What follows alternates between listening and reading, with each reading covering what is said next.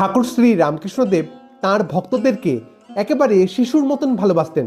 মানে যেভাবে একজন মা তার সন্তানকে ভালোবাসে, ঠাকুরও ওইভাবেই ভক্তদেরকে স্নেহ করতেন, মানে একদম বালকের মতন। একবার দক্ষিণেশ্বরে ভবতারিণী মাকে পায়েস প্রসাদে দেওয়া হয়েছে।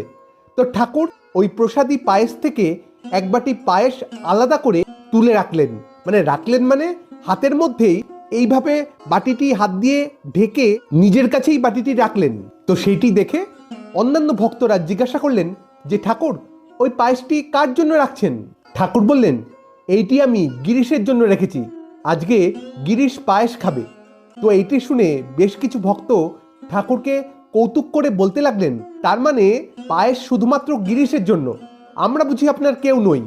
এইটি শুনে ঠাকুর যেন একদম বালকের মতন বলছেন যে না না, গিরিশই শুধু পায়েস খাবে, গিরিশের জন্য রেখেছি, ও এসে খাবে। আর শুধু বলছেনই না, ওই পায়েসের বাটিটি যেন আড়াল করছেন যাতে কেউ না নিয়ে নেয়, একদম বাচ্চাদের মতন। তো ঠাকুরের এই কাণ্ড দেখে তাদের মধ্যে একজন ভক্ত বলে উঠলেন, আচ্ছা বুঝলাম, সে না হয় গিরিশ খাবে, কিন্তু তার জন্য কি আপনি গিরিশকে খবর দিয়েছেন? মানে গিরিশ কি আজকে আসবে? আপনি কি তাকে ডেকে পাঠিয়েছেন? এইটি শুনে ঠাকুর বলছেন, আরে ধুর শালা, ডাকতে যাব কেন? গিরিশ তো আসবে, আমি জানি ও আসবে, এক্ষুনি আসবে।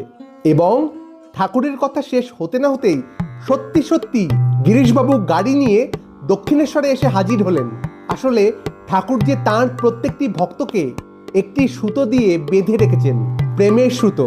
তাই যখন যাকে দরকার ওই সুতো ধরে একটু টান মারলেই সে যেখানেই থাকুক চলে আসে ঠাকুরের কাছে। তো গিরিশবাবু আসলেন, এসে ঠাকুরকে প্রণাম করলেন এবং ঠাকুর গিরিশবাবুকে প্রথমেই যে কথাটা বললেন সেটা হলো, এই নে গিরিশ, তোর জন্য পায়েস রেখেছি, তুই খেয়ে নে। এরা সব খাওয়ার জন্য কাড়াকাড়ি করছে, মানে বাচ্চাদের মতন ঠাকুর যেন নালিশ করছেন। তো গিরিশবাবু খেতে যাবেন, সেই সময় ঠাকুর বললেন, দাঁড়া, আজকে আমি তোকে খাইয়ে দিই। এই বলে গিরিশবাবুকে বসিয়ে তাঁর বাঁ হাতটা গিরিশবাবুর কাঁধে রাখলেন আর ডান হাত দিয়ে বাটি থেকে পায়েস তুলে নিজের হাতে খাইয়ে দিলেন গিরিশবাবুকে। মানে একদম মায়ের স্নেহে যেন খাওয়াচ্ছেন, যেন কোনো গুরু শিষ্য নন, স্বয়ং কোনো মা এবং তার 7-8 বছরের কোনো সন্তান, ক্ষুদে সন্তান সামনে বসে আছে, মা তাকে আদর করে যত্ন করে খাওয়াচ্ছেন। একদম যেন এই দৃশ্যটি ফুটে উঠল, সকলে মুগ্ধ হয়ে দেখছেন। এবং পায়েস শেষ হয়ে গেলে বুড়ো আঙ্গুল দিয়ে বাটিটি চেঁচিয়ে খাওয়াচ্ছেন। অপার স্নেহ ঠাকুরের। গিরিশবাবু অবাক হয়ে গেছিলেন।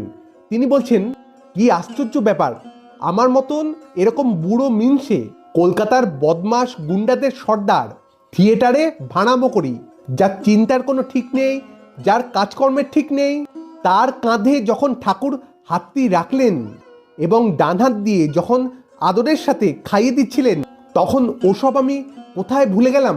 তখন যেন সত্যি সত্যি আমি একজন 8 বছরের 7-8 বছরের ওই শিশু হয়ে গেলাম। মানে কথার কথা নয়, আমার যত বড় ভাব সব কোথায় হারিয়ে গেল। আমি সত্যি সত্যি তাঁর সন্তান হয়ে গেলাম, ছোট্ট সন্তান। এ যে কি অদ্ভুত ভালোবাসা, এ যে কি জিনিস, তা বলবার মতন নয়। এইভাবে পরে গিরিশবাবু সেই দিনের ঘটনাটি বর্ণনা করেছেন। সত্যি ঠাকুরের ভালোবাসার কোনো তুলনা হয় না। তিনি প্রেমের ঠাকুর, এই জগতে প্রেম বিলোতে এসেছেন এবং অনন্তকাল ধরে বিলিয়ে যাবেন।